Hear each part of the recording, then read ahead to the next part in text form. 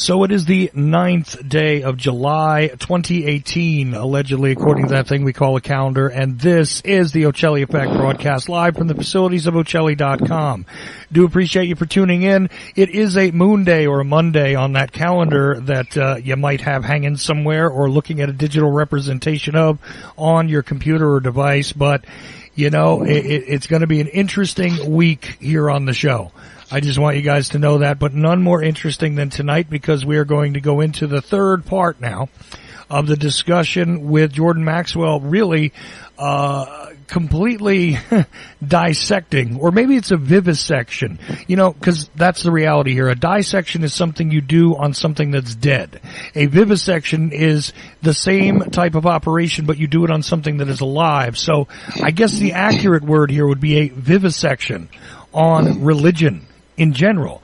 Now, we've certainly spent a bit of time talking about the Old Testament. We've talked about the New Testament just a bit.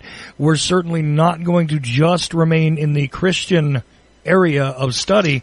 And who is better to do that with than Jordan Maxwell?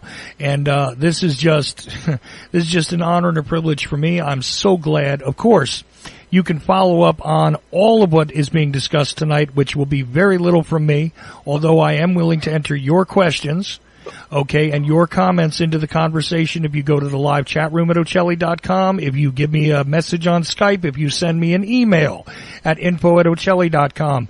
I will enter your questions into the discussion. Just try to make them reasonable. It's the only request I have. Outside of that, you can participate in this as well. But anyway, now I put all of that out there, and you can study all of this much, much further, much deeper by going to, guess where? JordanMaxwellShow.com. Now, you do have to put all of that in, because that is the only website that is actually involved with Jordan Maxwell himself. JordanMaxwellShow.com. Now, that's true, but also there's another website within the website. And it's the Research Society. There's a button there. You go in there, and I'm telling you right now, there is a ton of information, which, well, ton. Not really a ton. There's terabytes of information that are either there or being added. There is a continuous process going on, and this is the deeper research Jordan is putting together with a webmaster assisting him all the way, but definitely this is Jordan showing you the reading material, I just don't even know how to describe the volumes of material that Jordan must have studied over more than half a century, discussing topics like this one tonight, but many, many others. Anyways, all of that out of the way, and now that I've taken a couple of minutes of everybody's time to give you that, and I will give you guys that information about the website one more time before this show is over, I promise, but let's get to it. Jordan Maxwell for part 3 of the discussion on religion. I'm so glad you're with us tonight. How are you? Well, thank you very much for inviting me back. It's always a pleasure doing a show with you because you're so very kind and thoughtful, and I appreciate your kindness. And because the subject matter is very, pretty difficult to talk about, but it's all there. I mean, this is why I don't mind talking about it in public, because anybody could, follow up on what I'm doing. I could tell you where to go and what books and where to find these information, because the information's always been out there. Information about the whole world you live in has really always been out there if you just know where to look. And if you even care to look, if you care about the knowledge, if you care about knowing for sure something instead of believing in something, but if you want to know for sure, the knowledge has always been out there. And so you just have to decide if you want to know. And if you really want to know, if you don't want to believe something, but you want to be able to prove it one way or the other, then all you need to do is just go out and, like the scripture says, knock and it will be open, and seek and you will find. Right. Ask and it will be given to you. And right. Now, what's great about this, Jordan, by the way, I just want to give you something here really quickly, is that we've gotten quite a few thank yous, actually, about the material in Part 1 and Part 2. And I want to stress to you guys that this is a continuing series that will go exactly as long as Jordan thinks he needs to go regarding this particular topic. So we have no idea how many episodes this will take. But so far, this is the third one. And this is precisely what I said that we would do.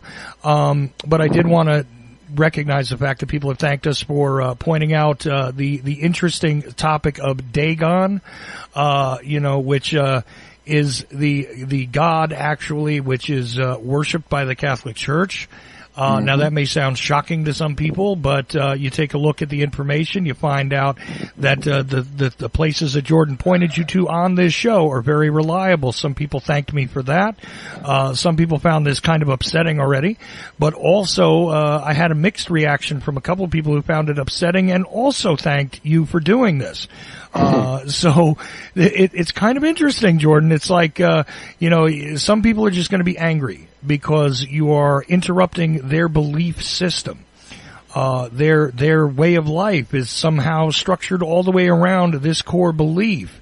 And I could understand that if they knew what it was they were placing their belief in.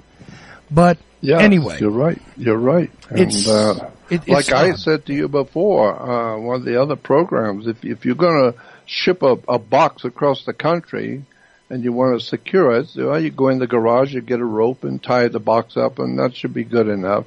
But if you're going to take that same rope to the edge of a 10-story building and tie it off, and then you're going to hang on it, then you better check the integrity of that rope before you go hanging your life on it. Well, if you're believing something in a church or a religion and you thoroughly believe that's true, you better go back and do some homework and wake up and look up the symbols and look up the words and the terms and where these ideas have come from. And then you find out, no, they were just man-made ideas thousands of years ago. People are people. They've always been people. So men and women are men and women thousands of years ago. They're still men and women today. And so people make up stories that we call it Hollywood, and Hollywood writers, they make up a story, and before you know it, everybody else likes the story, and they're telling their people, and before you know it, the story's all over town, and then 100 years later, that story pops up again, and it's a big news story, but to the old timers, it's nothing new. They heard the story before. Well, right, and let me stop you right there for one reason. Yeah. And this is probably the only question I'm going to ask of you this hour, because I want you to run with this, and I know you will. Here's the thing, to illustrate your point. There was a movie a long time ago called The Ten Commandments, right? Yeah. And this starred Charlton Heston, I believe, and it was. And I've seen the film. I used to own it, actually. I thought that this was a representation of what they call an Old Testament story regarding Moses, right? Yep. Moses, who is a key figure in the Old Testament, who is a key figure in what they call Judaism. And certainly that makes him a bedrock figure in Christianity, because one appears to be based on the other. Absolutely. If you're just kind of looking at this from the outside, or quite honestly, most Christians believe this as well. But the thing is that that story is being retold. Once again, has been retold. There's been television movies of it, not quite to the grandiose level of the Ten Commandments, but then again, there were some newer ones. We've even recently had, Noah and the flood redone in, coming out of Hollywood, and a whole bunch of other allegedly biblically based movies. It illustrates your point perfectly. But I would like to focus on Moses, because I see a similarity with another historical figure that was actually a historical figure and not a biblical figure. And it leads to a lot of questions about this individual who is supposed to be Moses. And again, one of the keystones to the faith, in my estimation, if you take them at their word, if you take the stories for what they're supposed to be, and the teachings, and even if this was an allegory, but this was history, and this was, all of those arguments, it's kind of interesting when you take a look at this kind of figure, because to me, Moses is a fascinating character. But oh, yeah. What is he really? Because, see, he almost parallels perfectly with an Egyptian pharaoh. And the story is kind of odd. You know, and of course, a friend of mine once told me about this, and I thought he was kind of out of his mind until I started looking at it. And he said, you know, you really need to go back and study Akhenaten. And I said, really? Well, I recall the name. I'm sure, you know, I've gone through lots of different historical figures and time periods in history. I've studied a lot of Roman history. I've studied a lot of American history. And I gotta say that, you know, I said, well, come on, man, really? And then I decided to take a look just to see how, you know, is this, you know, something he ate talking, or is this real? And when I took a look at it, you know, lo and behold, my friend had a point. But anyway, I'll leave it to you to kind of deal with the figure we call Moses. Yep. Well, first of all, Moses is not a Hebrew word or name. It's an Egyptian term. It's an Egyptian word. It has nothing to do with Hebrews at all. And second of all, I've only been looking at this subject of theology and religions and where they came from and tracing the etymology of the words and terms and symbols and comparative religions, etc., for almost, well, it's 59 years now. I started in 1959, and it happens to be 59 years ago. And so I've been looking at this for almost 60 years now, and I've heard all the stories. I have talked with rabbis galore. I've talked with Jesuit priests and theologians and researchers and authors and lecturers and teachers around the world. And I've heard all the stories. I've traveled around the world. I've been to Egypt 3 times. I was blessed in the King's Pyramid. I've just been fascinated with religion and God and the spirit world and where do we come from, how do we get here, and when we leave, where are we going? And so it's always been a big thing to me to learn about God. And so, first off, you know, we could start anywhere. Why are there 3 major religions now in our world? Judaism, Christianity, and Islam. Why are there 3? Well, why then do you have each one of those religions have a triune God? And all 3 of those religions are traced back to the Hindus, and they have a triune God. Hinduism is the mother of all 3 of our major religions today. Christianity comes directly out of the Brahmin Hindu religion. Judaism is purely Brahmin Hindu religion, retold anew, so that we think it's all Jewish. No, it's actually Hindu, and most of the professors and the rabbis and the great teachers throughout the ages have always known this. I mean, there's so many books out there talking about the actual beginnings of the 3 major religions today is Hinduism. But, you know, it doesn't seem to be very important to most people because it really doesn't have that kind of information is not really important because it doesn't have anything to do with the important things of today, like football and Paris Hilton and the basketball game and all that nonsense that children play. But the adults who know what's going on in this world, they just sit quietly and let the human race do what it does best. Go play a game. Go bounce a ball and have a beer and entertain yourself. And the real knowledge of the universe and how this world really works is for a small handful of people who are at the top of our world. Like George Carlin says, it's a big club and you ain't in it. Once you begin to research and study the dark side of your life, the dark side of life in general, where things really come from, and what banks really are, and why do you have police, and where did our government come from? and who really owns the land you live on, and who designed the earth, and are we a creature of creation, or we just pop out of the mud? Once you begin to look at the real questions about life and begin to see that we've known for a long time, the human race has known for a long time some of the real legitimate answers, but it's not felt that it's important for the common people to bother themselves with the real tragic answers to human life. And so that's why, this kind of knowledge is on a need-to-know basis. And the people who run your planet and run this country, they figure you don't need to know. You just go in and go do your job and do your work, and hopefully you can pay your rent and fill your belly and keep yourself full of food and alcohol and entertainment.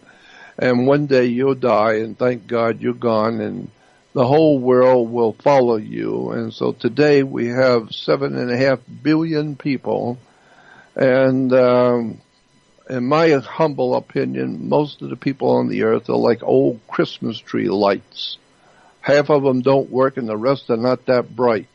And the reason why is because they don't want to know. They're not really interested to know.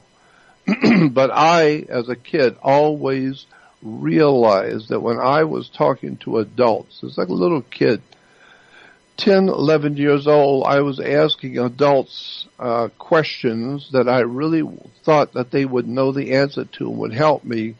And it became obvious to me as a kid that the adults do not know what they're talking about. All the adults had different ideas, different explanations.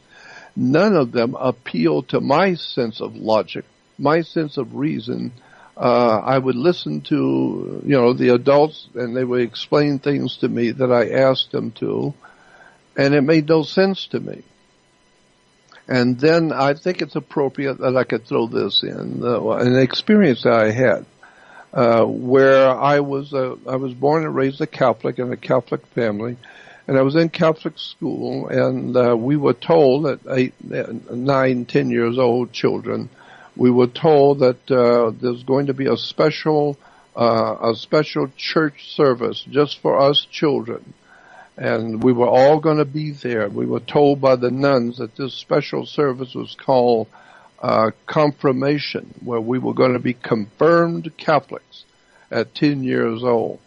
And so we were supposed to be in church the next night, and the nuns told us, now, after the service is over and confirmation service is over, the bishop is going to be here, of course, and everybody in town will know the bishop is coming, and he's going to be here. So everybody, all the Catholics in town are going to be here. It's going to be a very special night.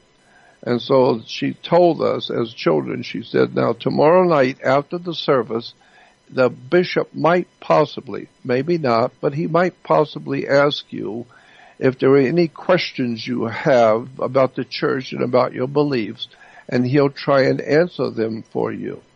And then she went on to say, now if he does that, remember, you do not have any questions. You keep your mouth shut.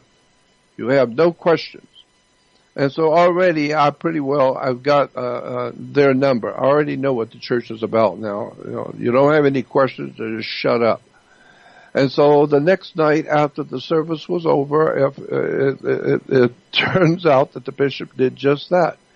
And he said, if you children have any questions, I'll try and answer them for you now that you're confirmed Catholic. And so I stood up. I wanted everybody in the church, and the place was crowded. And I stood up to make sure everybody knew it was me. And I said, Bishop, I have a question. I said, my father works with torches, like a welder, and he's let me hold them and play with them a bit. So I know what a torch is like. And I said, if there was an angel standing next to me, could I hit the angel with a torch? Could I burn him with a torch? And would it hurt him? And he said, no. And I said, why not? And he said, well, but first of all, angels are spirits, and you can't see a spirit, much less burn one, because there's nothing to burn. And I said, I don't understand. And he said, well, fire, he said something to the effect that fire is a natural phenomenon. You need paper or wood or plastic or something to burn. It's a natural thing. And I said, well, can I burn an angel? He said, no. I said, why not? He said, because angels are spirits, and you can't burn a spirit. And so I said, well, then why am I so concerned about going to hell where my spirit will burn forever if you can't burn the spirit? And most of the people in the church looked at each other like a deer in the headlights. It never occurred to them to ask a silly, nonsensical 10-year-old child question. And there it was. You can't burn a spirit. So there is no hell where your spirit's going to burn, because you can't even see a spirit, much less burn one. And so after that, I began to see that there's so many things that I have been taught in religion that just don't make any sense to me. And I'm trying to relate to all of these different religious beliefs in the Catholic Church, and realizing that the adults around me, they haven't got even a modicum of knowledge. I'm looking at all of this stuff and examining it, but the adults, they just go to church. They don't know what's going on. They go home and they have no idea in the world where they're going to go when they die. They have no idea what the word God means, because it's just dog spelled backwards. And so the whole subject of religion was something that was very interesting to me, because I'm fascinated with human life and where we've come from and what this universe is really all about. And so I began asking questions, and today I'm still asking questions, but I've got a few answers that, excuse me, that I think possibly, some in the audience will like to know for a change, something that's real. So there's a very big difference between a belief system, something you believe in, or something you know for sure.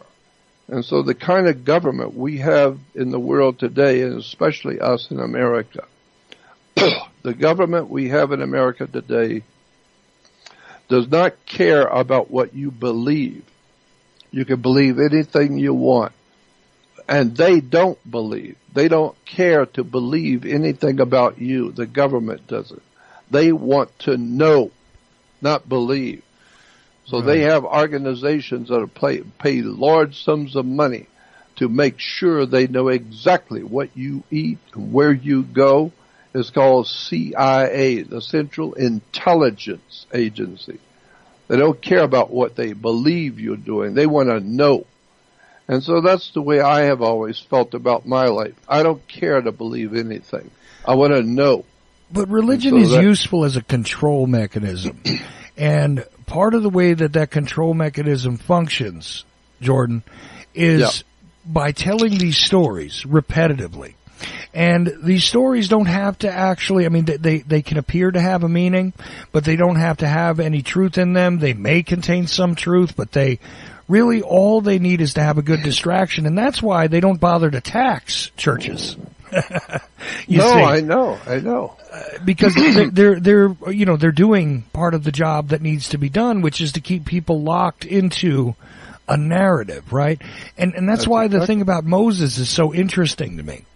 Because again, you can ask any child who's been to Sunday school, they'll tell you the story of Moses, one way or another.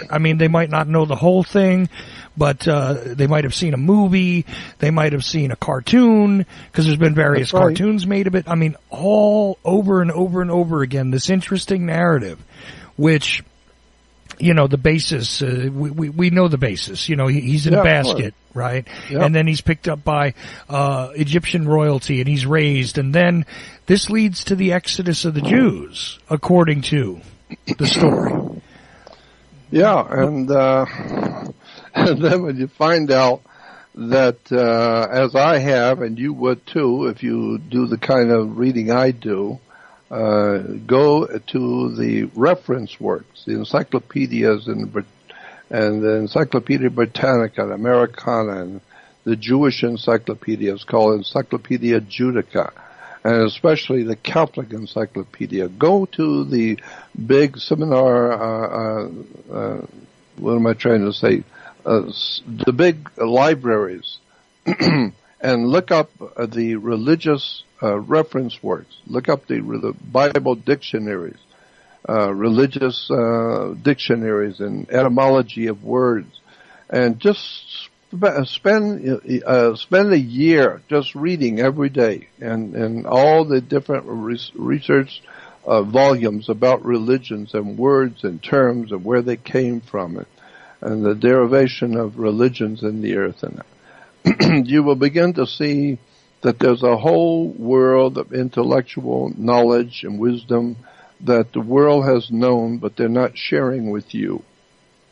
That the rabbis know about the Jewish religion that most Jews don't, and they're not even, and that most Jews don't care. They're all like everybody else. They're out making a living and doing what they do with their families, and working and building their life with their families, and they don't care about the rest of about what the rabbis really know.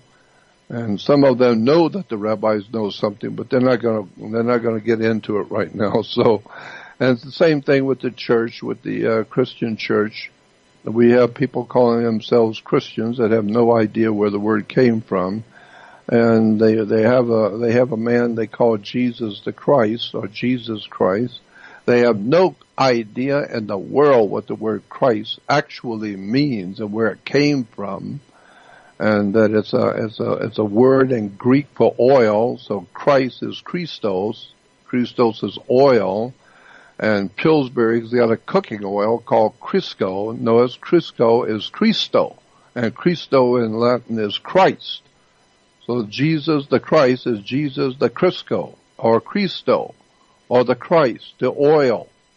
So therefore Jesus the oil, or Jesus Christ. How many people know that? And better still, how many people care? They don't even care where the word Christ comes from. All they know is that Jesus the Christ means anointed. And then when you say, wow, wait a minute. Jesus the Christ means anointed? No, you're misunderstanding the word. Go back to encyclopedia and do something you've never done before. Look at it and read it and understand where the word Christ comes from. And therefore you will see it's Jesus the oil.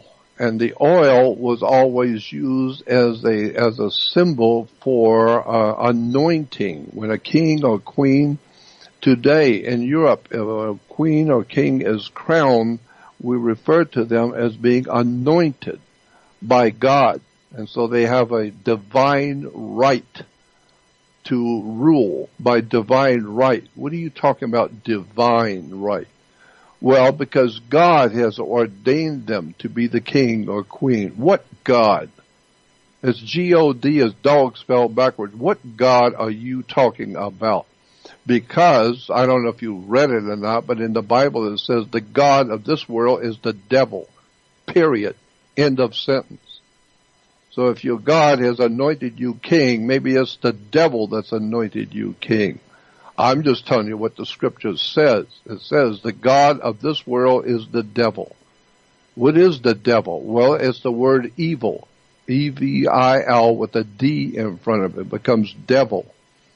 And God is simply the word good with an O out of it. So God is good and devil is evil. Now you're looking at words and terms and where they come from. And so the bottom line is that religion is a very interesting and very misunderstood discipline in the world of mankind. There's only a handful of people who know what I'm talking about. If they are teachers of theology, if they are professors in universities who happen by chance to be hearing me, I don't have to explain it to them. They already know what I'm talking about.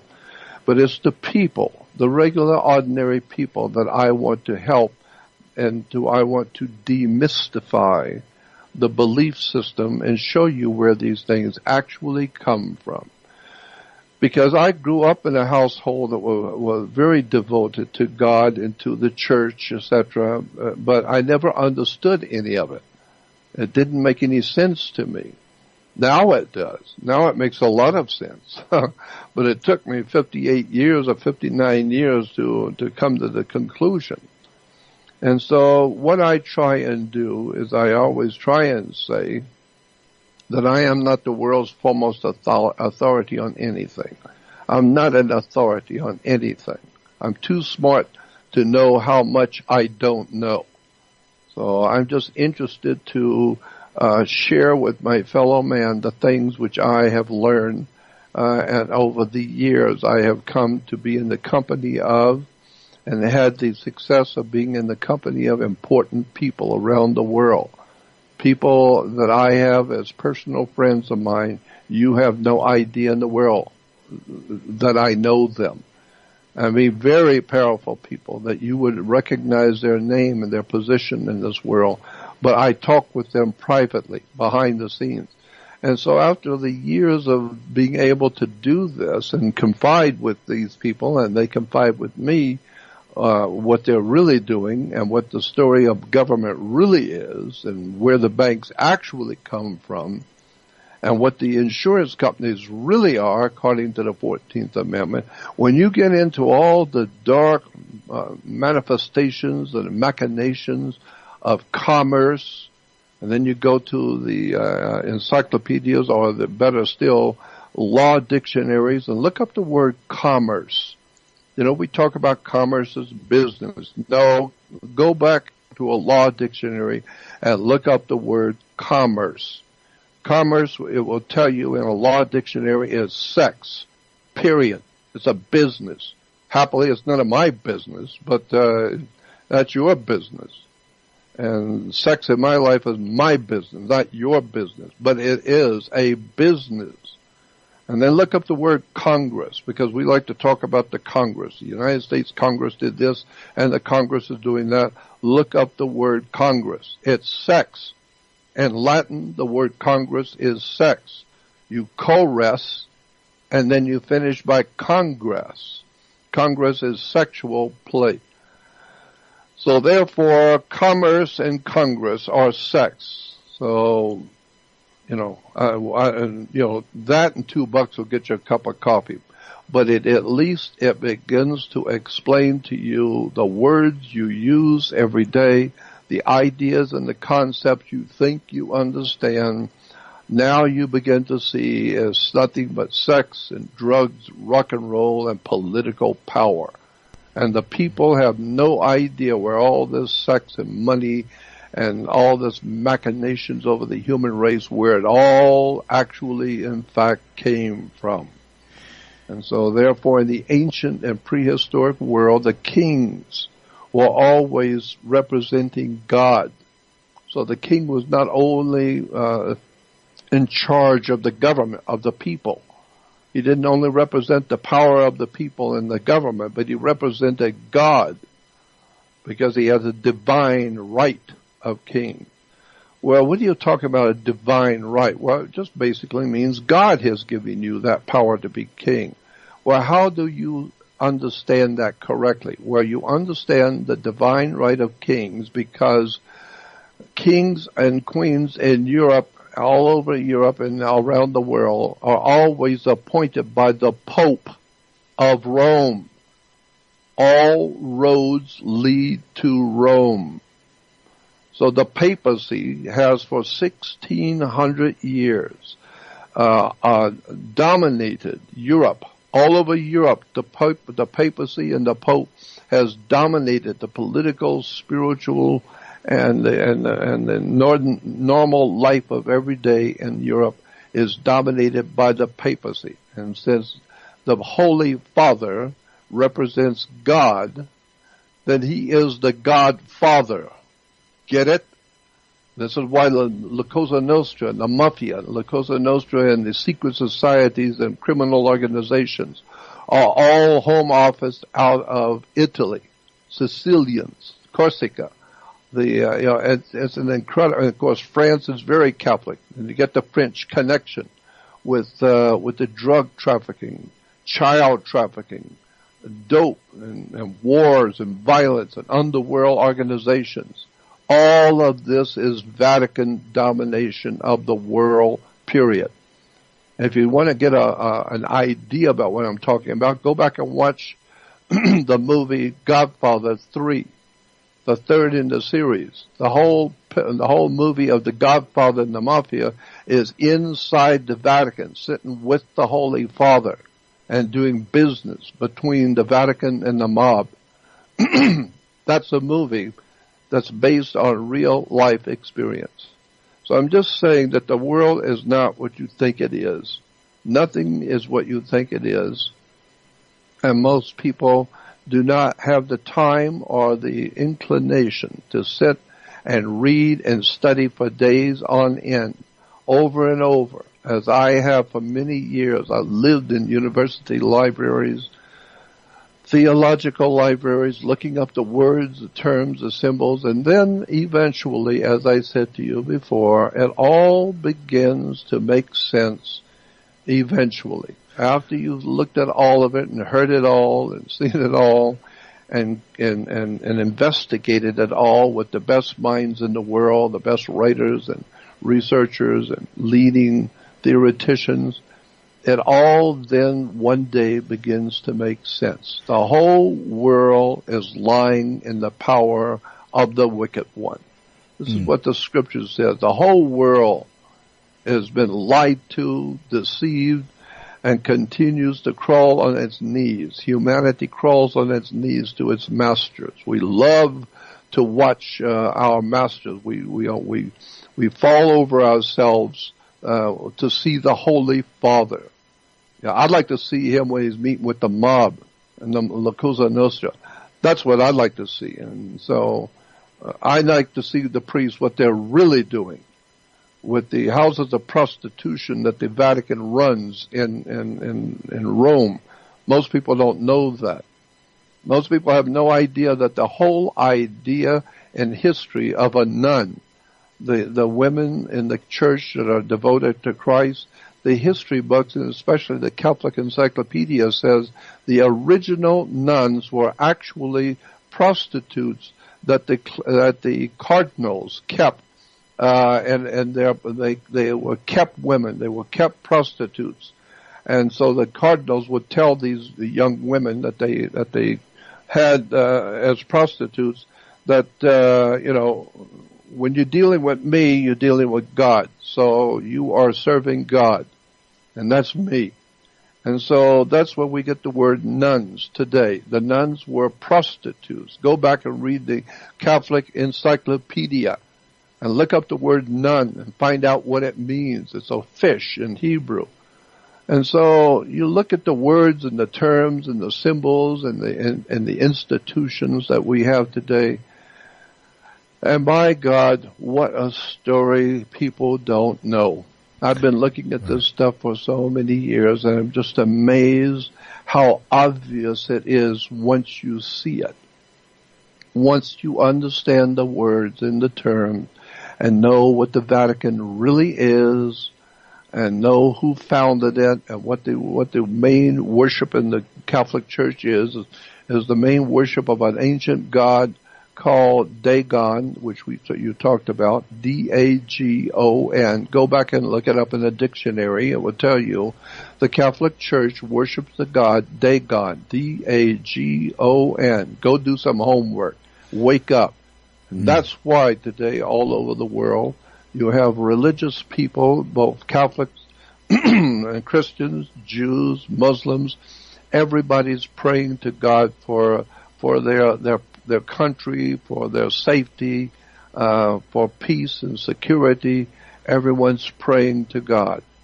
And the bottom line is there is no peace or security. The bottom line, there is nothing but rape, criminality, corruption, druggery, drugs, alcoholism, wars, violence, obscenity, and corruption through and through in all of man's institutions. Well, the other thing here is the reason why it seems like everything is a bit confusing about this, Jordan, is because of the language we're speaking. And I want to enter a couple of things from the chat room really quickly here into the conversation. First of all, they note that the age of consent in the Vatican, which the Vatican is a separate nation state from Italy. It is not part of Italy. Want people to know that. It is its own nation. But anyway, the age of consent there is apparently 12. According to the chatter, and I think that's true. I do remember reading that, but something more interesting here, when you were talking about the devil and how, devil is evil, interesting thought here is that, devil is lived, spelled backwards, right? So, if one imagines that lived means the past tense of being alive, well, Now if alive, by the way, usually means without. Atypical means not typical. Anarchy is the state of not having a leadership, okay? So here we go, the A. So you take alive, it seems to me as though life represents that which is not evil. Meanwhile, your devil represents that which is death. It's kind of an interesting little thing, and there's lots of puzzles like this, where if you flip a word around, or you take a look at its etymology, or you understand its root, here we are. We have the designer language, as you described it, being constructed so that there is a continuous cycle where people get confused, let's be honest, because one thing sounds like something else, and it's not. It actually means the opposite of what it says. I mean, I often say that things are mislabeled, but truth again. As you said, here we go. Sometimes you have to just take a look at what it is they're calling something to understand what it is, where that word came from. Like you said, with the nuns and all this other stuff, it's amazing to think about the fact that a language had to be constructed in order to, and meanwhile, this is the most prevalent language, for people that are really in communication with the rest of the planet, is this designer language. That's right. Now, in Italian, here's the funny thing. In Italian, things are a little clearer. You know what I mean? But when you take a look at these things in English, it's pretty interesting because the words turn on themselves.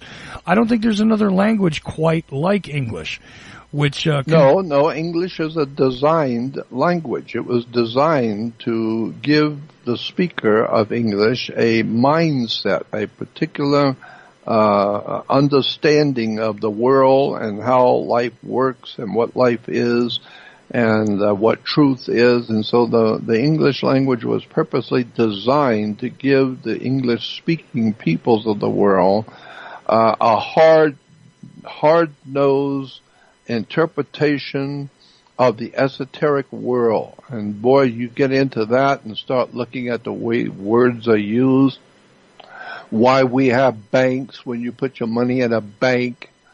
And where do you find a bank? Well, a bank is a river bank. It's on both sides of a river. It's called a river bank. And what does a river bank do? It directs the flow of the currency, because your money is water. And so when you begin to see, in Egypt, and even today, if you go into the Middle East and Egypt, which I've done 3 times, I've spoken in Egypt 3 different occasions. And there, if you walk down the street in town, you will see all of these people sitting on pillows, and they got a little long bench, a little wooden bench, and then whatever they're selling is on the bench. And so when you want to buy something from them, you reach down, pick up what you want, and then you put the money down on that little wooden bench that the product was sitting on. Now you pay them, so you put the money on that bench. Well, a bench in Latin is spelled B-A-N-K, bank. So this is why if you don't show up in a court, and you're supposed to be in court and you don't show up, the judge can order a bench warrant, meaning the court don't care about you. The bank was expecting to get money from you. You were going to pay, and so, but you're not there to pay. So the bank wants you, not the government. The bank wants you. So they issue a bench warrant. Why? Because that's what a bench is in the ancient world. That's where people did business, on the bench. And so once you see how the world works, law works, how the governments work, what the words mean, why do you have a police department? Where did that word come from? And who are they? Banks and police and religions and military industrial complex. Where does all this stuff come from? And who are these people? And how is it that they are able to connect themselves behind the scenes and work together? But we don't know anything about that because we're too busy watching Beavis and Butthead and television shows, and there's nothing to us. But the people who run this planet, the fascist, bloodletting murderers who are not of this world, they're mentally disordered people who think that they have the will of God has given them their kingly power to become king. The Prince Charles and the princess and all of these people and royalty that actually believe that they have a right to drive around in gold chariots and flip their cigarette butts on you, and you are nothing more than a commoner. So you're a common person. You're not like them. They're uncommon. They are princes and kings. They're not common. You are common. And so then you begin to see why America was founded and how we were founded, and that what a hell of a story about the history of America, history of the ancient Roman Empire, and how today the Washington, D.C. is nothing more today. You might as well know it now and get it over with. Washington, D.C. is a Catholic Jesuit institution. It's set up by the Vatican. It's set up and run by the Vatican. It's, and that's why I say CIA is a Catholic intelligence agency. Because the Knights of Malta, the Masonic Order, Knights of Malta, and the Knights of St. John, who we call the Masonic orders in the Vatican, they are the people who set up your colleges, your universities, your schools. They have all set up, also set up your government in Washington, D.C., and the whole area, that 10 mile square we call the Federal Enclave, or Washington, D.C., was originally, if you go back to a history book and look up, you will find that that 10 mile square we today refer to as Washington, D.C., was called Rome, R-O-M-E, Rome. And that the Caesars, according to the history books of ancient Roman Empire, they would go, a quote, up on the hill, end quote. Caesar ruled from a capitalist hill. The hill that Caesar ruled Rome from was called Capitoline Hill. And so today it's still a hill in Washington called Capitol Hill. And the encyclopedias will tell you Caesar each morning, quote, would go up on the hill, end quote. Well, that's what we say. Well, the president today, up on the hill, they said this and this, and up on the hill, that's Roman, that's Vatican, that's Catholic, Jesuit, Roman Catholic, period. That's what you're living under, is a Roman Catholic Jesuit institution that has overthrown the United States of America as a republic and now is in control of your life, your family, your home, and your country.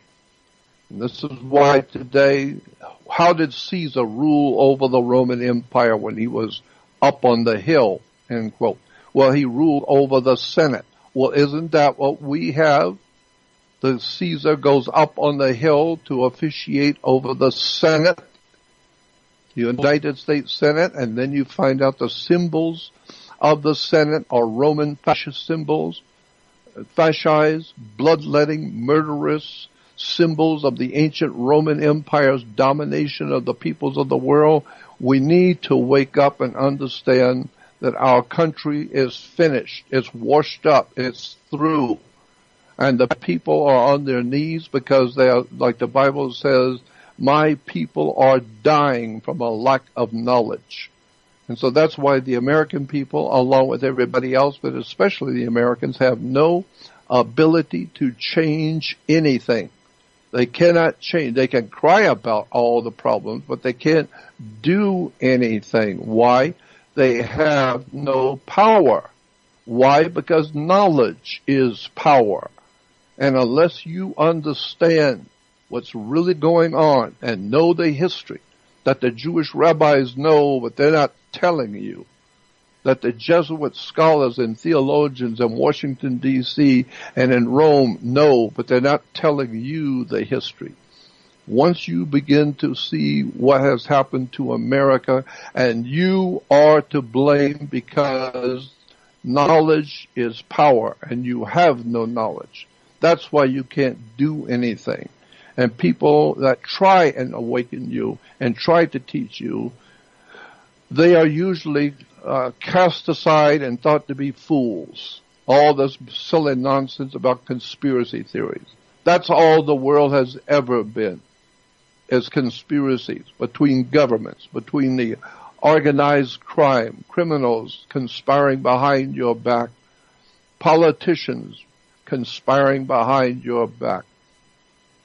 So I'm just saying I've tried to do the best I could to educate my fellow men, and I have paid one hell of a terrible price for doing that. I've lost everything in my life is gone and lost because I try and tell people the truth. And like the movie said, when Mike Nicholson says, "What are you trying to do? What do you want from me, kid?" And the kid says, "I want the truth." He said, "You can't handle the truth." Why do you think they put that in movies? Because that's exactly right. You can't handle the truth. People don't want the truth. They want what they want. And what they want is they want to hear what they want to hear. They don't want to hear what they don't want to hear. And that's why the preachers and all the mentally disordered, mentally unstable goofballs, criminals are telling the people on television with TV evangelists all kinds of nonsensical, silly stories. And so you send them money. So they're buying their jets and their $100,000 mobile homes for their dogs, so their dogs can have an air-conditioned home to live in. And people love it. They don't care. They want to hear all the stories. And so the criminals, we call them TV preachers and TV clergy, they are just lying to you through their teeth. And boy, when you finally figure out what the religion that they are promoting, what that religion really is, and what it really came from, it's going to shock you when you find out what the real religion are really all about. And that's why we have three main religions, because each one of those religions are divided into three. Their gods are always three gods. Hindu was Brahma, Vishnu, Shiva. Egyptian was Osiris, Isis, Horus. Christianity is Father, Son, and Holy Ghost. And the very word church comes from the word for a Greek goddess. The word church comes from a Greek goddess named Circe, C-I-R-C-E. And Circe was a mother Circe who could hypnotize people and bring them into her house and eat them. She would bring people into her house, lock the door, take their minds away from them, and then she would feed off of them. Circe. So that's why today we get the word circle and circus. That's why in a circus you have a three-ring circus: Father, Son, and Holy Ghost. Brahma, Vishnu, Shiva. Osiris, Isis, Horus. Jewish, Abraham, Isaac, Jacob. Right. Wake up. It's just a religion. It's a story. Well, with the last 5 minutes of this hour, Jordan, because we're covering some of the things that we've already covered here. Okay. I want to ask you a question, which I have posed to very few people because I don't think anybody takes the time to think about this. You could understand the criminals who are opportunists, like the televangelists who are enriching themselves. You can understand some of the other criminals who are, basically using other people's vices one way or another, whether they're dealing drugs or they're dealing some other form of poison or death, because they justify it by their gains. But there's another level to this. The opportunist criminal, you can almost understand. Because they've become so disaffected, they become, nearly sociopathic, so they don't care what it is they do to other people. But it's interesting to me because nobody can really explain to me the mindset that goes above that. See, I can understand, and a little bit of my personal background gives me the ability to understand this. I'm an empathetic person, but I grew up around criminals. There was criminals everywhere. That's what I learned from, right? And I chose to go in the opposite direction. Okay, otherwise I would be one of those criminals, but And not saying that I did that my whole life. When I was younger, listen, I made mistakes. I did things I shouldn't have done because I thought it was justifiable. But see, I had this problem, and it's called a conscience. Yep. Okay. Me too. So here's the thing. There's another level above that. Of course there is. Of course there is. The real puppet masters. I have often tried to reason and figure out what the motivation would be to literally destroy your own kind, which is what they're doing. Of course. But of course. Why would you destroy all of your own kind? You see, in other words, I can't wrap my mind around that. I can wrap my mind around the criminal who sells drugs even though he knows he's killing people. I can wrap my mind around the guy who figures he's picked up, women which are useless in society in one way or another, and he's decided to traffic them. He's decided to pimp them. I can wrap my mind around a justification.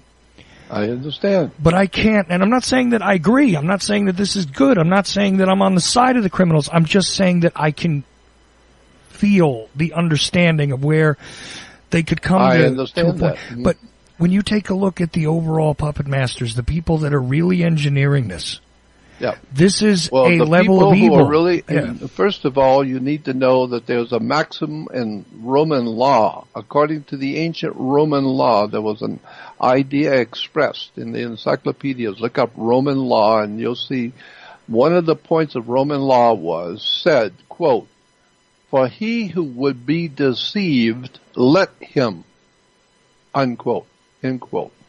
So if you want to be deceived, if you're ignorant and ill-informed and you want somebody to tell you some wonderful stories about how the Lord loves you and you're going to go to heaven and you're going to see your family when you die and it's going to be wonderful in heaven. So if you want to be deceived, let him.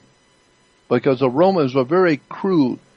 And even today, one of our chief law people in the Department of the law, what am I trying to say? One of our chief judges in the country said the law is very cruel and crude. Why? Because that's what nature is. Nature is a very crude and instrument. So, watch the animals that kill each other in the Serengeti plains of Africa. Watch the lions jump on the small little animals that are just born and eat them up. So the law says we're just like the nature of the world. The vicious lions and the vicious animals, predators, will serve themselves by eating up the innocent and the children and the ill-informed and the unread. So for he who would be deceived, let him. So that's why I understand what's going on. It's something very big. Well, we can talk about that later. Absolutely. Look, as we come to a break, I'm aware. I've read in Latin. Which is different than reading it in English, by the way. Many of the Roman concepts that survive today as the phrase "buyer beware." But the truth is that these Roman concepts were, if people want lies, then sell them lies. If people want pain, give them the pain. Yeah. This is literally the mindset, but it's unrelatable to me. It's inhuman to me. Like I said, I can understand the idea of wishing to profit and prosper from being on one side of an equation or another because you're kind of a damaged person and you came from a place where this level of morality is a gray area or a non-existent thing because it's just gone. You know, you've never had this lesson that there's an importance to a human life. Yeah. I can understand somebody who died. Like, in other words, I can understand somebody who murders. On some level. I can too. Rage, you know, you get enraged. Somebody injures you enough. You have an angry reaction because you're a human being and you can be a passionate person, and you could, you know, have a loss of your ability to control yourself. I mean, lots of different things I can understand, but the level of evil that it takes to day knowingly engineer the mass genocide that these people are engineering to literally make people, as you said, you know, my people are dying for a lack of knowledge, to literally let them suffocate because you have some knowledge, you don't release it, you don't allow people to know it, you engineer things so that they cannot have it, you engineer things so they can't have a lot of things that are healthy and decent, and you make sure that that's a scarcity.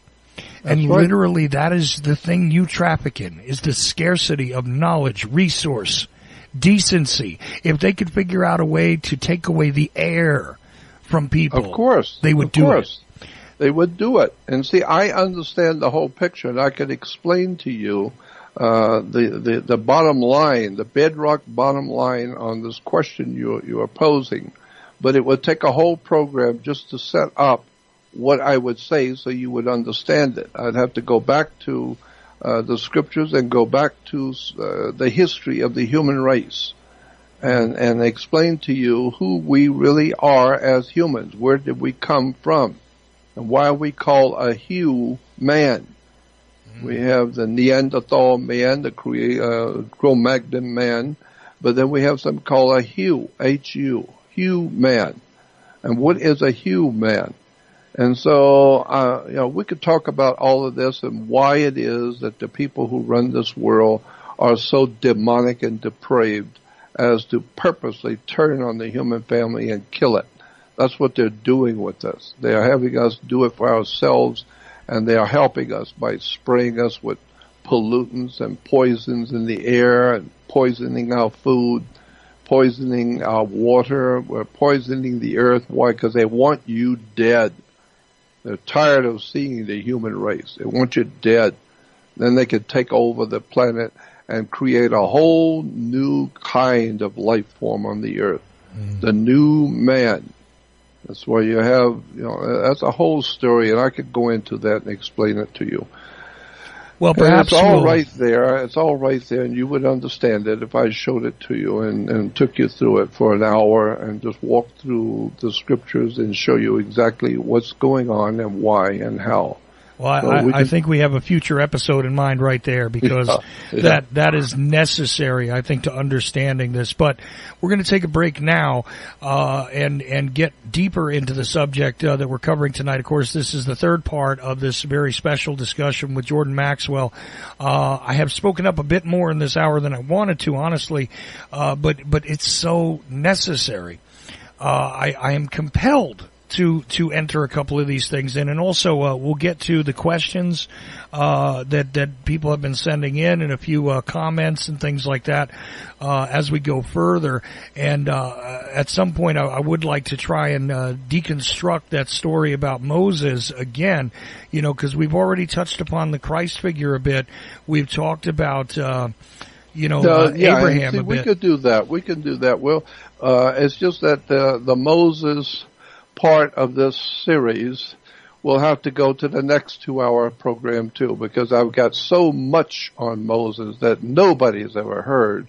I've got so much, and so we can get into it a little bit in the next hour, but that'll just open up a can of worms, and we'll have to continue with Moses the next week. Well, we'll keep opening up these cans of worms here on the Ochelli Effect with Jordan Maxwell. And again, JordanMaxwellShow.com is the only website for Jordan Maxwell. Begins now here at Ochelli.com. Of course, we appreciate you for tuning in during this very special set of Mondays that we're going to be doing with Jordan Maxwell. Not sure how many it's going to take, but he is basically unpacking religion in general. But we have spent a lot of time on the Old Testament, the New Testament, what the modern implications are, as I trip over my tongue. And various other topics that link to the control grid that religion is certainly a part of. And I just want to remind you one more time that you go to JordanMaxwellShow.com. That is Jordan's website. You may find other things on the internet that say Jordan Maxwell, but that is the only website that is actually Jordan Maxwell's. JordanMaxwellShow.com. And the Research Society over there, we'll talk about that a little more as we get further into this hour, but we actually went to break a little bit late, and I want to begin talking about the character of Moses in this hour. I'll also try and get your questions and comments in. I've let Jordan know about a few of them during the break, but certainly we will get into those if time permits tonight. And if not, we do have next week, and I'm sure that the Moses topic is actually going to take us probably all through next week, if not part of it anyway, as we continue this series. So, Jordan, where shall we go with this pivotal figure? I mean, should we just begin with the mainstream story? I mean, do people really need to know it? I think anybody who's interested in this topic is aware of the story as, again, preserved in things like the Ten Commandments movie, the various, specials that have been on television, the cartoons, the books, the Old Testament itself.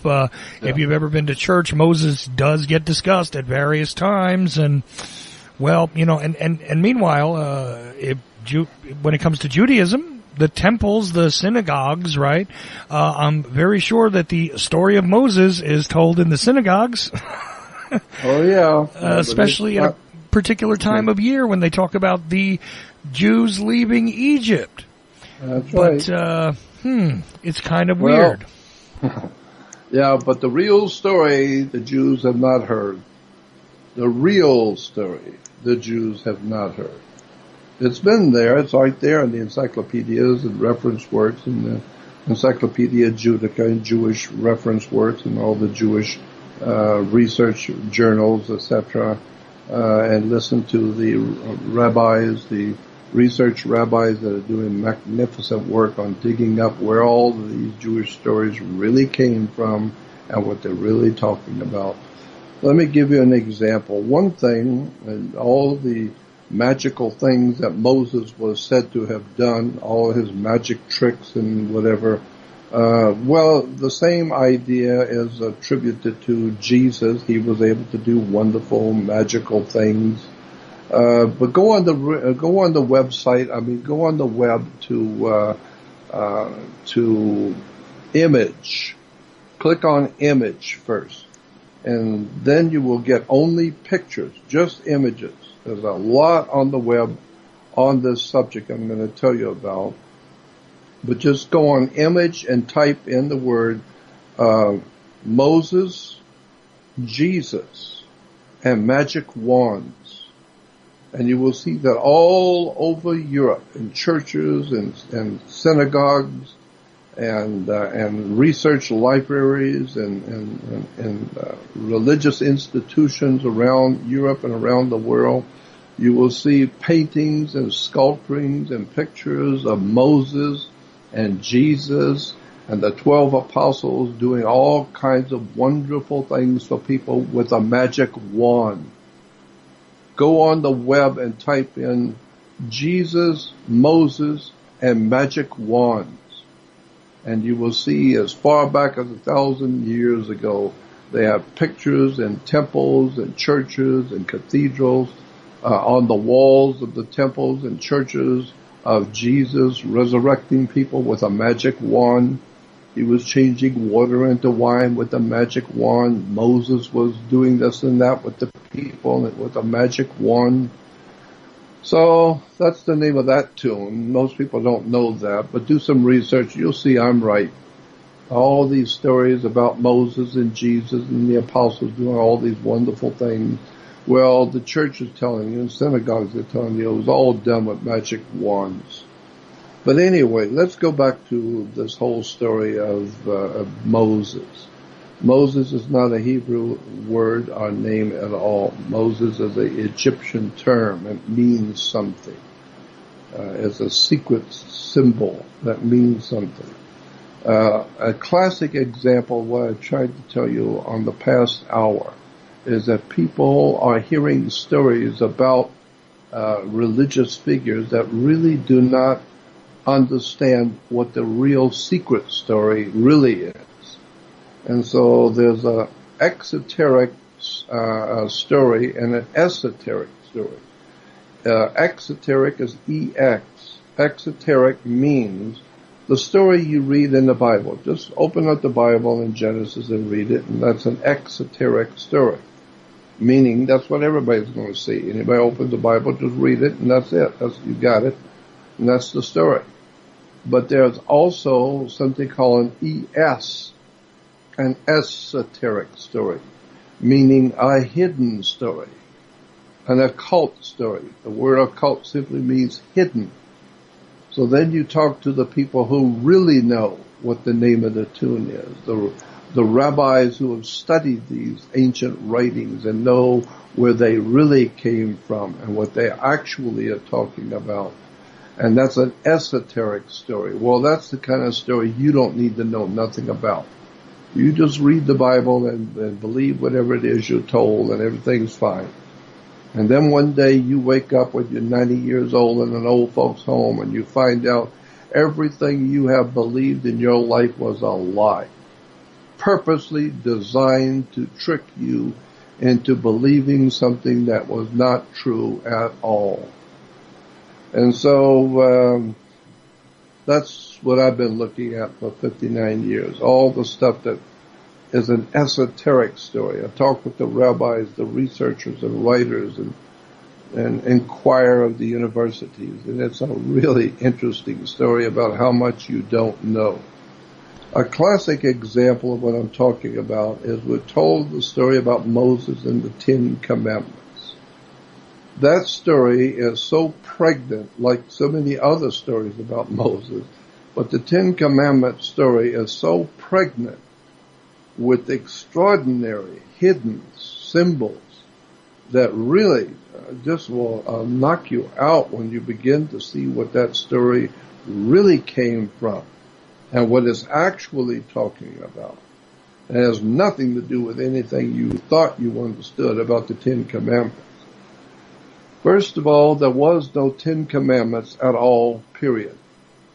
We now know, because if you go back and watch Indiana Jones and the Raiders of the Lost Ark, we've talked about this before, but I'll set it up by saying this, that in the movie Indiana Jones is commissioned by the U.S. government to go out and find the Jewish Lost Ark of the Covenant. It had to do with the Ten Commandments in that time in the Jewish history, so-called. Well, Indiana Jones is supposedly the one man that if anyone could find the lost Ark of the Covenant, it would be him. So the government sends him out to get the lost Ark and finds out that the Germans and the Nazis are looking for the lost Ark also. Well, there's a reason why. You will see the connection between the Nazi movement and the Jewish religion. Wow, what a story there is there. The Jewish religion in relation to the Nazi German, Nazism in Germany. There's a big story there. But I'm not going to get into that. Let's stick with what we were talking about. So, Moses goes up into the mountain, to Mount Sinai. Well, first of all, Mount Sinai is named after a moon god. In Arabia, thousands of years ago, there was a moon god. Today, his name is Allah. Today, we call Allah as an Arabic name for God, and that God Allah was well known for 1,000 years even before Islam developed, before Muhammad ever lived, there was already the worship of Allah. And we know that Allah was a moon god. And so, so when Moses goes up, we find that he's going up into the mountain called Mount Sinai, which in point of fact, the encyclopedias will tell you that the moon god that we today refer to as Allah is the same moon god that the Jews call Yahweh, Y-H-W-H, Yahweh. Yahweh is Allah. Allah is Arabic. Yahweh is Hebrew. It's the same God. And so therefore Moses was the leader or the namesake. He wasn't a leader because Moses never lived. There was no such a man named Moses who ever lived. It's part of the story, the Arabic story from thousands of years ago, the Arabic story of the worship of the moon god. Well, and let me break in here for a good reason. Yep. The moon god. So there's this god, there's that god, and what you're saying is that they are the same god, this particular moon god, which, again, if you look at the Islamic symbols today, you'll see there's a crescent moon. Okay. Yep. But here's the fascinating thing. Moses is credited generally in the mainstream sense as being one of the first people to talk about, I mean, obviously Abraham allegedly was talking to the one true God, but let's put Abraham aside because he's a whole other subject. Moses is allegedly going up to the mountain to speak to the one true God. Mm-hmm. Now, this monotheism that is being represented here sounds, again, an awful lot like, and I mentioned this in the first hour, sounds an awful lot like what the Pharaoh Akhenaten did, where it came down to there's only one God, forget all these other gods. And there were many gods at this particular point in history, and throughout history there were many gods that were worshipped, represented, that allegedly visited, that had stories about them. All of them seem to converge, but see, it's interesting here that the one true God gives his laws to Moses according to the story. And what does he do it with? With a burning bush and on this mountain. So you told us about the mountain and how Sinai is, that's interesting. But the idea that this is the one God as opposed to just this particular moon god, which anybody who knew about the moon god would say that he wasn't the only God, right? But that he was a god. Now this is... we're told that the Jews were the original monotheistic religion. They were the original people who had the idea of only one true God. Well, in point of fact, that is just a story that has no legitimacy and no factual history to that at all. History, if you go to any good library, and look up the history of the Jewish people, you will see that the Jewish people were anything but monotheistic. They were worshippers of many gods. And today Judaism is a combination of at least 7 different ancient religious institutions of the ancient world that have been molded into one religion. Today is called Judaism, but Judaism is actually 7 different ancient religions that have been amalgamated into one. And so today, part of the 1/7 of the Jewish religion is the worship of the planet Saturn. Saturn is a very important god now to the Jews of today. The moon god. The moon god is very important to the Jewish religion today. Even the Jews admit that they have a lunar calendar, not a solar, but a lunar calendar. And why do they have their holy days after sunset, always after sundown? Their day begins at 6 o'clock in the evening to 6 o'clock the next evening. That is a fact. Why do the Jews have a 6 o'clock in the evening starts their day? That's when the moon comes out at 6 o'clock. So they are a moon worshipping cult. And therefore, the ancient, if you go back to encyclopedias and look up the word S-I-N, sin, it's not the falling short like the Catholic Church says, is that when you fall short and you've done something wrong, it's a sin. No, look up the word sin, S-I-N. It will tell you in a dictionary, sin was the name of the moon god of Arabia. Today we refer to him today as Allah. But no, originally Allah's name was S-I-N, the moon god. And the ancient world, and the ancient Arabic world, from Egypt and from the West Sinai, you look eastward every evening at 6 o'clock, and there's a huge and high mountain range in Sinai. And so from Egypt's side and from the western Sinai, looking back east, every evening at 6 o'clock, the moon came out of the mountain. So they were looking for the moon god, and every evening he popped out of the mountain. So the Arabs called the moon god Sin, S-I-N, and he became known as the old man of the mountain. We've heard that term in religion, the old man of the mountain. And so Sin was obviously a moon god. S-I-N was his name, and A-I was a mountain in the ancient Arabic. And so A-I is a mountain, and the god of that mountain is called Sin. So you put it together, it becomes Sinai. No, Sin A-I, the mountain of the moon god, Sin. Right. Now, because you talked about Saturn also being part of the... Well, yeah, but I got 5 more. You know, we could go back to 5 more different gods, but I'm just making the point about Mount Sinai. Right. It's so holy. It's not holy. It's a mountain in which the people of Egypt and the western Sinai would look eastward at 6 o'clock in the evening, and they would see the moon rise from the mountain. So the ancient Arabic world believed that the moon was a god. And so, but he obviously, it doesn't take a genius to realize the moon lived in the mountain. Why? Because that's where he comes up from. Every evening at 6 o'clock, you see him waking up to start a new day. So the new day begins at 6 in the evening, and that's the way it works today, that the Jews count their days from 6 in the evening to 6 in the evening. Why? Because that's when the moon god Sin rose from the mountain. So he starts his day at 6 in the evening. So did the Jews. They have a lunar calendar based on the moon.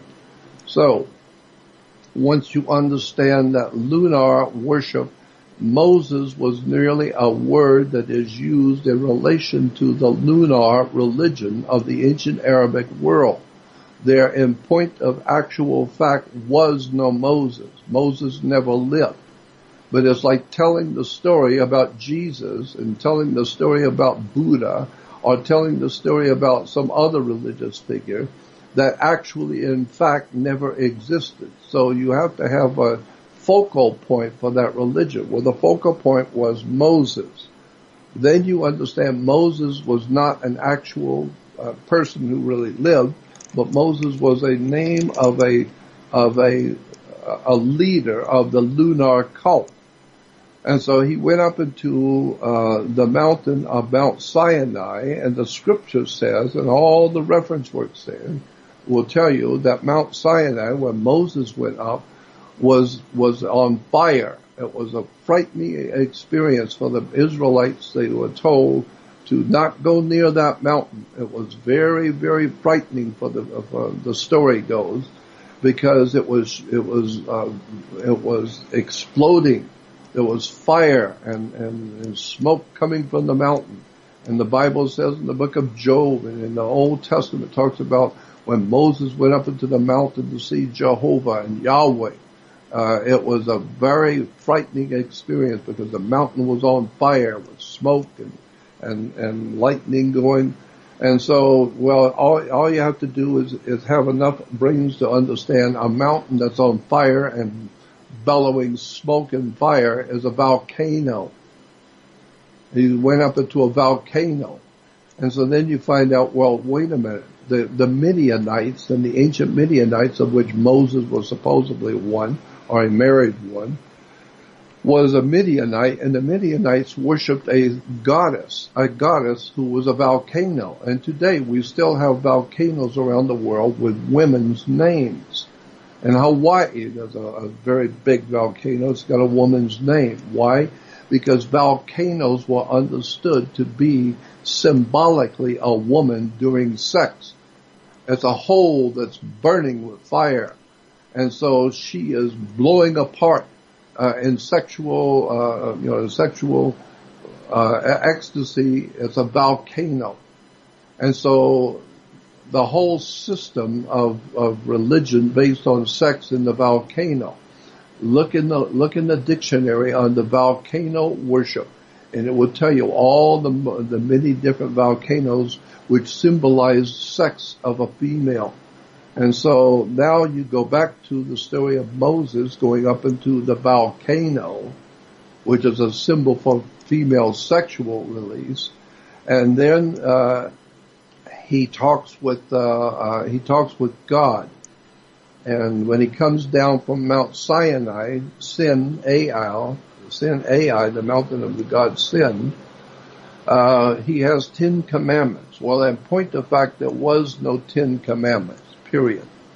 And this is why I told you that Indiana Jones goes to find the lost Ark of the Covenant. Where does he go first? Well, Indiana Jones is a lot of things, but stupid is not one of them. So where does he go to find the holy Ark of the Covenant, the Jewish Ark of the Covenant? He goes to Tibet and to northern India and to Tibet first, because that's where you need to go. Spielberg knew that, so he put that in the movie. And so from Tibet, from Tibet, Spielberg has Indiana Jones going to what? The Holy Land? Israel, God's chosen people and God's chosen land and the Holy Land? No. Indiana Jones goes to Egypt, and he finds the lost Ark in Egypt, in a tomb in Egypt. Spielberg is a lot of things, but stupid isn't one of them. And he knows exactly what that story really came from. And that's why I like watching Spielberg's movies, because I know what he's doing. He's telling you something, but you're being entertained and you don't see it. So Indiana Jones finds the lost Ark of the Covenant in Egypt. Why? Because it never was a Jewish Ark to start with.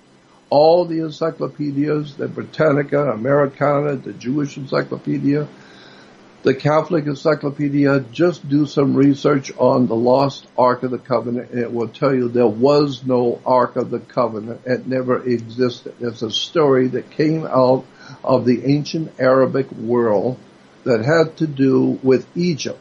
And it was an Egyptian Ark. And if you go on my website, the Jordan Maxwell Show.com, and join my research society. It takes something to do it. Join my research society. One of the first things you will see is all the history of religions, all the symbols and words of religion that you never knew, you've never been told. And it's right there that you will see what I'm talking about. Almost all the things I will talk about in this program are already on my research society. So, you want the pictures? Go join the Research Society on my website, Jordan Maxwell Show. Now, when you see that Indiana Jones finds a lost Ark of the Covenant in Egypt, it's because there was no lost Ark of the Hebrews, period. It's just a story. The Bible is referred to as the greatest story ever told. It's not the greatest collection of historical facts ever assembled. The greatest story ever told. I used to get in trouble as a little kid. My mom would say, "Are you telling us a story?" Meaning, are you fabricating a lie? It's just a story. Well, that's what the Bible is called, the greatest story ever told. Why? Is because the stories in the Bible have been told hundreds of times before. And they are, and so it's just a retelling, now in the so-called Hebrew tradition, a retelling of stories that were around 5,000 years before the Jewish people ever existed. And they just today are taking from Hollywood, and we know what's going on in Hollywood. And they take stories from the old ancient Sumerians, Babylonians, Akkadians, the Hittites, especially the Canaanite peoples of the ancient East, and they rework them into stories and call it Hebrew. In point of fact, there was no Moses, there was no Ten Commandments, there was no Jewish Ark of the Covenant, there was an Egyptian Ark of the Contract. Egyptian Ark of the Contract, not Jewish Ark of the Covenant. So there was no Jewish Ark of the Covenant. So that's why you don't have to worry about going out and researching and trying to find the lost Ark of the Covenant. And we know it's out there somewhere in the Middle East. It's being hidden in the Middle East. No, it's not being hidden in the Middle East. It never existed to start with. It's just a story that has no basis in actual fact at all. And then if you look at the Bible, Old Testament is where you find out about the Ark of the Covenant. We'll go to the New Testament and go to the book of Revelation, the last book in the New Testament. And in the book of Revelation, it says God took the Ark of the Covenant and took it into heaven. And so in heaven, there is now an Ark of the Covenant, the Bible says, in heaven. So when you get these poor people, ill-informed, unread, ignorant, ill-informed people who believe that there is a divine Ark of the Covenant, and they're still looking for it today, and we're told that all the Ethiopians have it. That's where it is. The Ark of the Covenant is in Ethiopia. But can we go see it? No, you can't see it. Because the Ethiopians say it's so holy that we can't show it to you. Oh, really? That's like the scientists and astronomers today telling me that there's a black hole out there. I ask, have you ever brought back a piece of a black hole for me to see? No. You can't see it because it's black and it's a hole. Oh, okay. So therefore, I believe that there's a black hole out there. Why? Because you told me. But you can't show it to me because it's black and it's a hole. Yeah, well, how convenient. No, I begin to see that this is all a story, the whole thing. Now, when Moses goes up into the mountain is on fire. It's a volcano, obviously, because the scripture said that God was with Moses and the Hebrew and the ancient Israelite people. And how did they know that? Because it said the mountain was on fire at night and a pillar of cloud by day. Well, that's what a volcano is.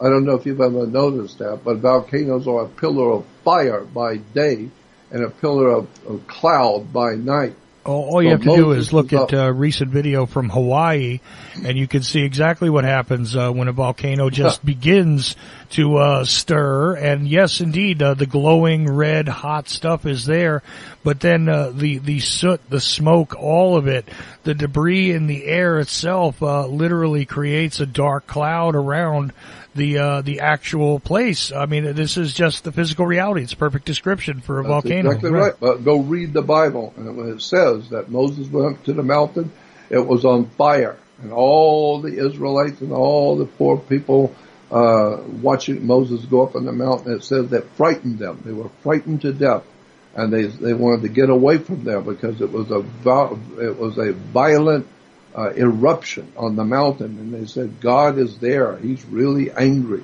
and he's erupting, and he's really mad. He's really angry. And Moses, you have to go up and quiet him down and make some kind of a peaceful arrangement with him because he's just burning mad. And in daytime, he's a cloud by day and a fire by night. So we now know that Mount Sinai, we're talking about volcano worship, which actually goes back to the ancient old Phoenician Canaanites and the Hittites who had the volcano as a goddess, symbol for the goddess, because she's erupting and violent, and that's where we got something called the Ten Commandments. Now, the Ten Commandments were actually based on the 12 negative confessions. Go to a library and read a book about the 12 negative confessions, because there were 12 laws of negative confessions that the Egyptians had, and they called it the 12 negative confessions because the 10 Commandments said, thou shalt not do this and thou shalt not do that. But the negative confessions of the Egyptians said, I will not do. I will not do this. I will not have strange gods before me. I will not covet my neighbor's wife and his goods. I will not lie against my brother. I will not do this. I will not do that. But the 10 Commandments said, thou shalt not do this. And so that's where you get the 10 Commandments. It's from the Egyptian 12 negative confessions. Go do some research and you'll find there was no 10 Commandments. That's why Indiana Jones finds a lost ark in Egypt. It's an Egyptian story from start to finish. But Moses then goes up into the mountain and he comes back with these 10 Commandments. Now in the movie, you remember that Charlton Heston comes down from the mountain. He's got these 2 big slab stones, and on it is written, by the hand of God, is written the 10 Commandments on these stone tablets. Well, actually, there wasn't no stone tablets at all. It's just a story. If you go back to the encyclopedias on religion and ethics, encyclopedias of religious symbols, etc., you will find that the Jews today call the 10 Commandments not these stones of, they're talking about rock and stone. The 10 Commandments are referred to today as the stones of the testimony. The stones of the testimony. And there had to be 2 stones of the testimony, 1 in each hand. But no, the actual reference books will tell you that the stones of the testimony were 2 round, small stones that you could carry in one hand. And so these 2 round stones had the 10 Commandments written on one all the way around the circle, with the 10 Commandments written on the one stone. And according to the religious philosophers and teachers, they say that the second round stone was identical to the first. So there were 2 witnesses. God had 2 stones saying the same thing. So he had 2 witnesses, because in Hebrew and Jewish religion, 2 witnesses are important. And so you have 2 witnesses, which is actually small round stones that can be carried in one hand. And they were called the stones of the testimony.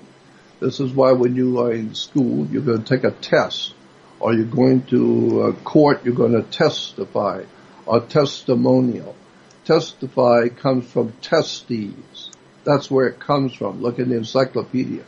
Dictionary will tell you testes is the 2 round stones. They're called the stones of the testimony. They're testicles. And that's why in the ancient Egyptian and even in the Hebrew, I don't know if it's practiced today, but in the ancient world we're told that if one Jew brings another Jew into the Jewish court, you are bringing your brother Jew into court and you are now at war with him, because there's going to be a trial. Somebody's going to jail and somebody's going to pay. And so in order for you as a Jew going before the Jewish high court to testify against your brother, you were required to hold your testicles in your hand as you make your speech and as you testify. Why? Because the symbol is obvious. If we catch you lying against your brother in this court, you know what's going to happen to you, because you're holding your testicles. And so today we even have people saying the same thing. When you go into court, they got you. They got you by the balls. Yeah, the 2 round stones of the testimony. So there wasn't big plates of rock. It was just 2 round small stones carried in one hand, and they were called stones of the testimony.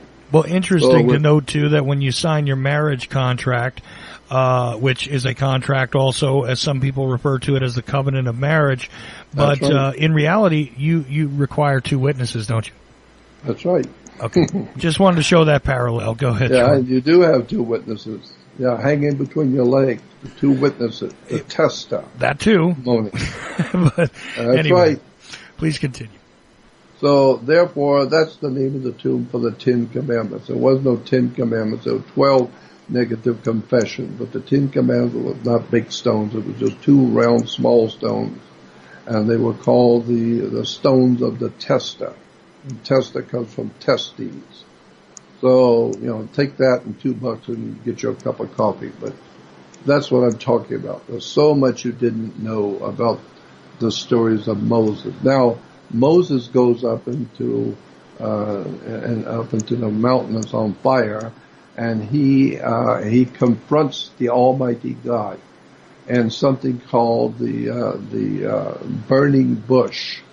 Well, if today watch on television, and when there's news stories on TV at news at night, you will see the Jews in Jerusalem, and they are praying at the Wailing Wall. They're praying at the wall. But watch the Jews as they're praying at the wall. They're bobbing back and forth, up and down, back and forth. They're bobbing. Have you ever seen that? Sure, absolutely. Okay. Do you know what that symbolizes? It symbolizes they're having sex with God. They're bobbing back and forth, having sex. It's a sexual symbol. And they're having sex with something called the Shekinah, not he-kinah, Shekinah. And so the Shekinah is the female part of God, because the scripture says in Genesis that God created man and woman, male and female. He created them. So logic alone would tell you that God must be male and female. He's a hermaphrodite God. He's both male and female. So then he divides himself, as he does with all animals. All animals, there's a male side and the female side. And so now that's why the Jews are bobbing back and forth, because they're having sex with the Shekinah. Because that's what it's spelled, S-H-E. Shekinah is the feminine part of God, feminine sex with God. So therefore, today we got Jews out there bobbing back and forth, having sex with God, and so the burning bush. When you go back to the encyclopedias, I'll look up the word burning bush and begin to see where the burning bush was simply a term that came out of the ancient Arabic world for the female during sex. So it's a sexual symbol for the female, the burning bush.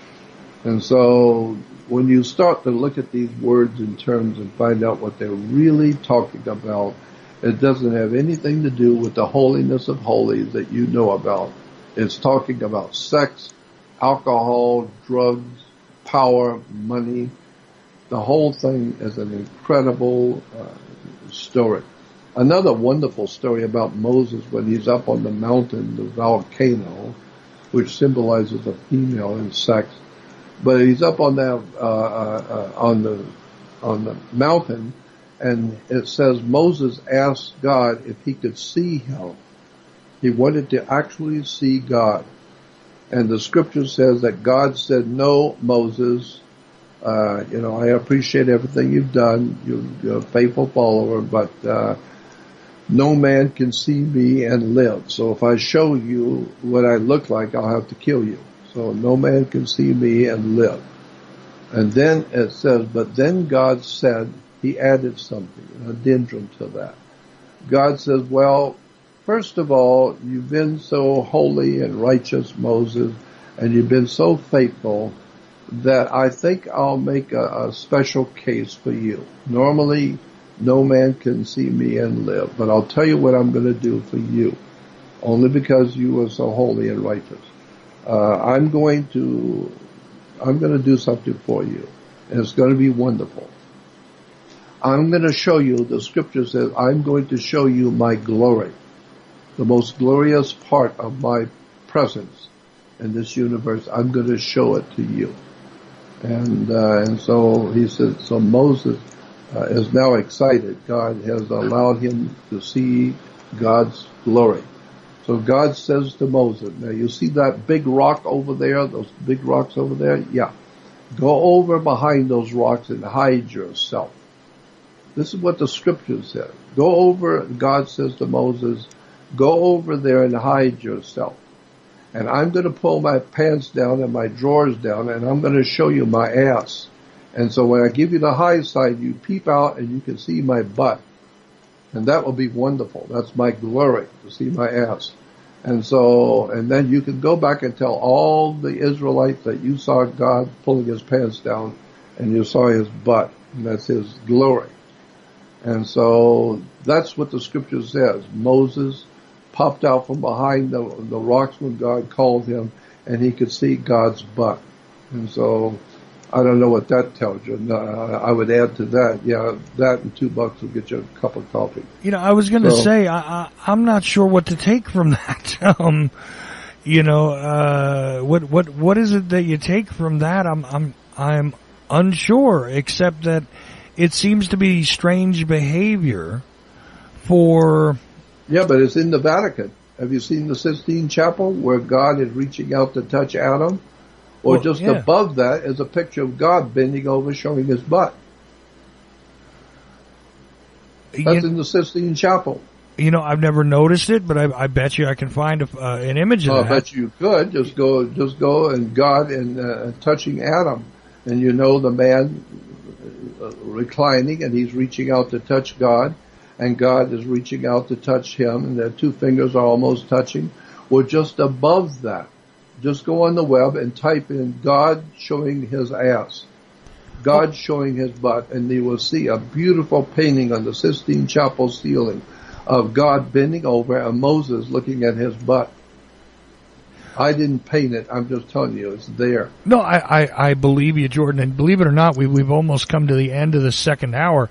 But it's just objectively, I'm sitting here and saying to myself, right? Yeah, well, look at Moses was up there seeing the moon god, Yahweh, the moon god, but the moon god is showing his ass. He's showing Moses his butt. Okay, and that's on the Sistine Chapel ceiling. So today, we have young kids today who would drive by and they pull their pants down, stick their butt out the window, and they call it mooning you. Mooning you. Why? Because the moon god Yahweh mooned Moses. He's the moon god. He bent over and showed his glory, which was his big ass, and he showed the moon to Moses because he's the moon god mooning Moses. And that's what we call today. Kids will pull their pants down and drive by and stick their butt out the window, and it's called mooning you. Let's see, and there's even phrases, popular phrases in a couple of different languages that basically translate in English to showing your ass. Of course, absolutely. And literally, I never considered this. But just like take a step back for a second though, Jordan, and just, let's kind of finish on this note tonight, because this to me is a bizarre piece of the story. If I were to take this entire narrative seriously, right?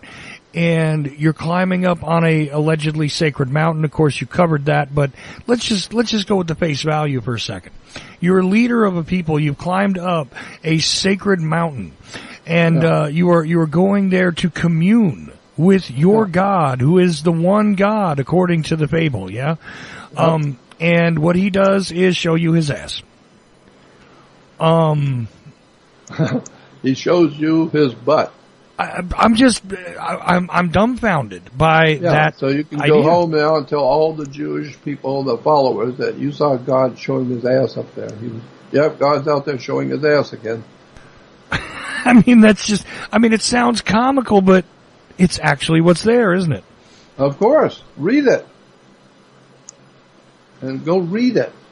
And he was healing, and Moses was healing people with his magic wand. And the moon god Sin lived in the mountain. Every night came up, woke up at 6 o'clock. So therefore the Jews still have their holidays after 6 o'clock. They have the days after 6 o'clock. This is why we have the 10 Commandments. Two small round stones called the stones of the testimony. Two testicles. It's a wonderful, wonderful, incredible, dark secrets of the Jewish religion that nobody seems to know anything about. But it's all there. If you just go to encyclopedia and look it up, it's all there. Well, the other interesting part of this is throughout most of these discussions, and again, we are getting close to the end here, but throughout most of these discussions, you know what one of the biggest overall themes is here in the three major religions is sex. Sex and, Well, the bottom line on the earth is sex. That is the bottom line on the earth for mankind, is sex, period. It's the most powerful seagull directive on the human planet, the earth, is sex. You don't think so? Look around. The Arabs and the Arabic religion of Islam, right? Adults can marry a child, 6 years old girl.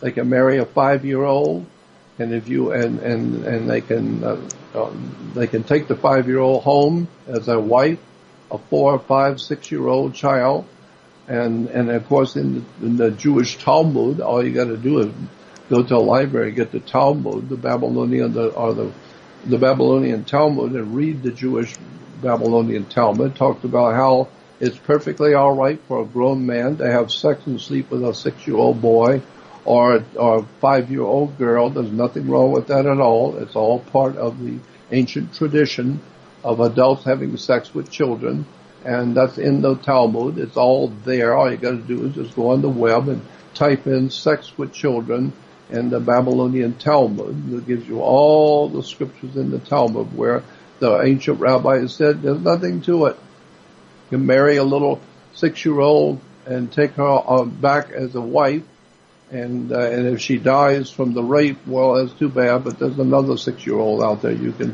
So we know that the Jews were into child sex and child stuff. We know all of that. Today we call it pornography. No, it's just child sex. Right, and then the Catholics. We know that Islam, the Islamic religion has child marriages where, and the one thing about the Islamic religion, Muhammad, that religion says that you cannot have sex with a child unless you're married. You have to be properly married. Well, that's nice. So how do you do that? Well, there is in Islam today there is a law that says that you can rent a little kid for the night, and so it's a 24-hour marriage. There's a word for it in the Islamic world. I forgot the word, but it's a word for it, which means if you're an Islamic follower today, you can, if you see some little kid that you like, so you could go to the parent and say, I want to marry her, but just for tonight. So the parents will give you a price, whatever the price is, and then there will be a small, quickie little ceremony, like we do in Vegas, a little quickie ceremony where you are married for 24 hours. You bring her back 24 hours from now, but you can live with her tonight like you're married. She's only 8 years old. She's only 7 years old. Doesn't matter. And so you can rent her for the night. It's called a marriage, but you have to pay for it. Mm. And just to be fair to the three major religions, though, we also had to cover where the nuns come from, and they're not always, as somebody stated, the 12-year-old, age of consent there in the Vatican. Right. I'm very sure that there were much younger nuns at various points. I mean, today we're faced with the scandals, the alleged scandals that come from the Catholic Church and the abuse of boys. But then again, in a lot of cases, they're altar boys, and they're meant to be on the altar anyway. That's so, right. But my point is, even outside of, if you remove all of this horrendous, I mean, let's just call it what it is, pedophilia. If you remove all that, it's still all about sex. Even when you get rid of these, horrible things. Is part of it, but it's still the basic, fundamental principles of mankind, men and women. Sex, boys and girls. Well, see now, old men, young girls, right? Older women, young boys. It's still the bottom line is only God can create life. Well, that's what the man does, creates life. Mm. And that is the interesting part. But of course, we've come to the end of this particular episode. This is the third one. But if you want to explore this topic further, first of all, I suggest you go back and listen to the other two. And the rest of this series, as it unfolds, we'll be doing this live every Monday until Jordan says we have completed what we needed to. But I've got to tell you guys that this has been an incredible set of discussions. You can always go ahead and study some more on your own by going to jordanmaxwellshow.com and go ahead into the Research Society link there. There is a great deal of information which is not just out on the website. I mean, there's lots of nice stuff on the website, various links and different ways in which you can support Jordan directly. Remember, jordanmaxwellshow.com is the only website that actually has Jordan Maxwell. So you gotta. And also, if you wanted to make a donation, I live on donations. And so how I survive is on donations, period. Because I only get $700 a month in Social Security, and I practically have no place to live and no money to live on. I've been doing this all my life, and I've paid a price for it, so now I've lost everything. So if you would like what I'm doing, then help me stay alive by sending a donation. And there's so many things I would love to do and tell you and make available, but I can't do it. I don't have anything. I don't have anything. So if you want to make a donation, that would be appreciated. Well, that's join my research society because it's enormous, and I got that much more coming.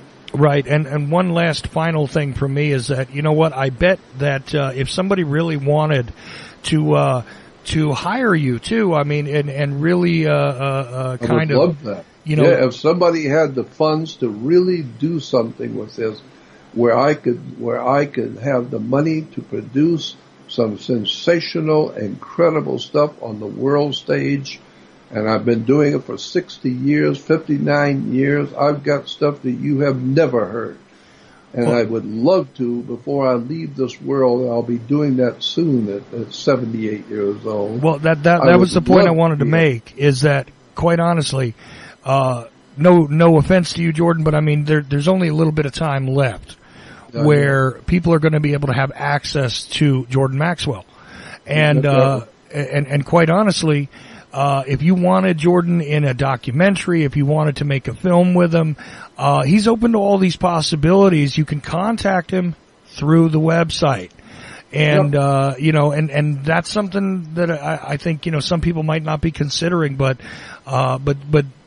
please do, don't. Well, I would like to I'd like to produce some earth-shaking stuff. I mean, I've got some really powerful, if you think what you've heard tonight was off the wall, wait till you hear the rest of the story.